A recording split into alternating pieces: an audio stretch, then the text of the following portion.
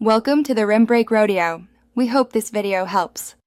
You start by protecting your work. Back up with Time Machine to an external drive so you can recover quickly if something breaks.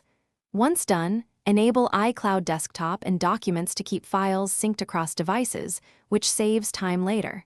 Make sure you have an administrator account and turn on File Vault for disk encryption. This secures your data.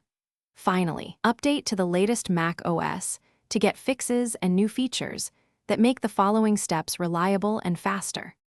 Now you optimize how you work. Customize the dock and menu bar to surface the apps and controls you use most, which cuts seconds off every task. Then create keyboard shortcuts and set hot corners for quick actions. This reduces reliance on the trackpad. Use spaces and split view to separate projects and keep focus, and learn Spotlight and Siri for instant searches and commands. Together, these adjustments reduce friction and let you move through complex workflows with fewer interruptions. To finish, lock things down and create a maintenance routine. Audit app permissions, enable the firewall, and confirm gatekeeper settings so only trusted apps run. Then set automated backups and use storage optimization to free space without deleting important files. For ongoing health, run first aid in disk utility periodically.